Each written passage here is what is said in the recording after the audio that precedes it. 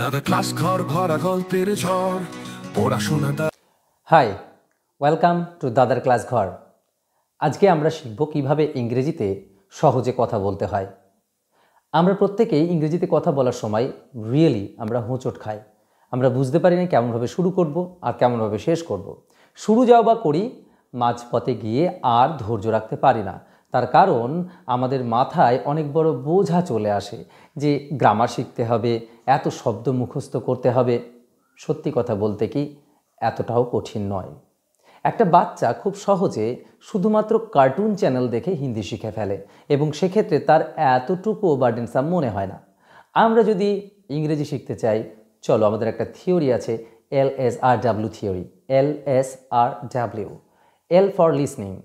দেখো, তোমরা যে কোনো ভাষা যদি শিখতে চাও, প্রথম ধাপ শোনা। তুমি না শুনে কখনোই সেটাকে বলতে পারবে না। তাই তুমি যদি ভাবো যে হ্যাঁ শোনাটা বুঝলাম, কোথা থেকে শুনবো, কিভাবে শুনবো, দেখো শোনার দু রকমের ব্যবস্থা আছে। একটা হচ্ছে ফিজিক্যাল, যারা রিয়েল পারসনস, তাদের কাছ থেকে তুমি শুনতে পারো। যেমন তোমার টিচার হতে পারে, তোমার কোনো মানে যে কেউ বন্ধু বান্ধব হতে পারে যে ইংরেজি কথা বলতে পারে। তুমি তার কাছে যাও, তার সাথে কথা বলতে থাকো।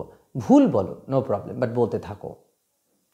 তুমি যদি মনে করো আনরিয়াল সোর্সেস, যেমন ধরো ইউটিউব হতে পারে, টিভি হতে পারে, বা কোনো না কোনোভাবে তুমি যখন শুনছো সেই সিনেমা দেখতে পারো, ইংরেজি গান শুনতে পারো, সেই ক্ষেত্রে তোমার কিন্তু সেটা শোনা হচ্ছে। অর্থাৎ শোনাটা তুমি যদি প্রপারলি করতে পারো, অটোমেটিক্যালি তুমি শিখে যাবে। যেমন করে একটা বাচ্চা খুব ছোট বয়সে হিন্দি শিখে যায়। তাহলে প্রথম ধাপ হচ্ছে লিসনিং। তারপরে LS, speaking. S for speaking. আমাদের চেষ্টা করতে হবে বলা। কিন্তু আমরা কি ভাবি, কি জানি ঠিক হচ্ছে না ভুল হচ্ছে। আমি তোমাকে শিওরলি বলছি যে কেউ কিন্তু বিচার করতে যাবে না তুমি ঠিক বলছো না ভুল বলছো। আর যদি ভুল বলেও থাকো, কি আছে তাতে, বলো, তুমি তো বলছো অ্যাটলিস্ট।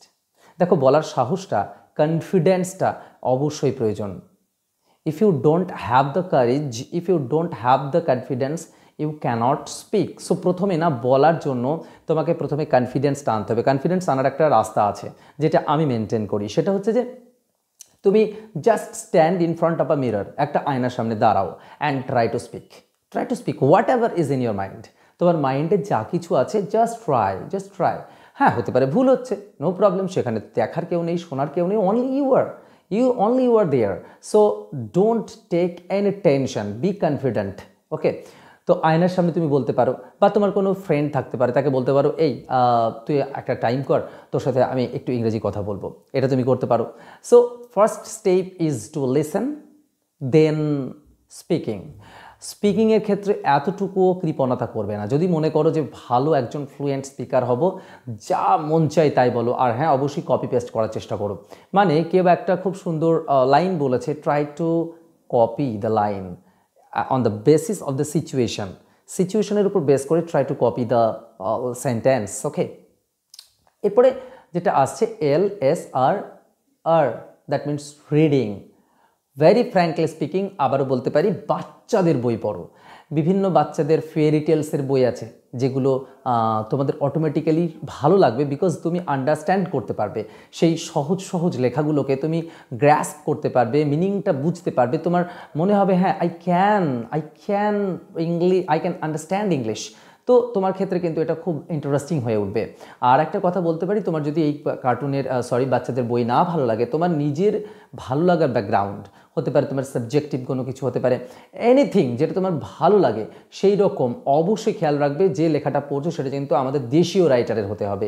বিদেশি রাইটারদের usage of words and lines really difficult হয়। তো সেই ক্ষেত্রে কিন্তু try to avoid the foreign writers, try to follow the Indian writers, যাতে কিনা তোমার বোঝার যে বিষয়টা সেটা খুব সহজ, ইজি হয়ে উঠবে। Next and the last one is writing. কি, LSRW। নর্মালি আমরা যেটা করি, আমরা বাংলাতে বলি এই লেখা আগে পড়া পরে। না, লেখা পড়া নয়, অ্যাকচুয়ালি আগে শোনা, তারপরে বলা, তারপরে পড়া, দেন আসছে লেখা।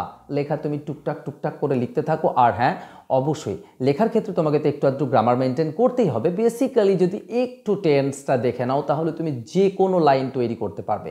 আর হ্যাঁ, সবথেকে বড় সমস্যা হয় ভকেবস অর্থাৎ ভকেবুলারি। তুমি এত ওয়ার্ডস কোথায় পাবে, তুমি কিভাবে এত কিছু মনে রাখবে?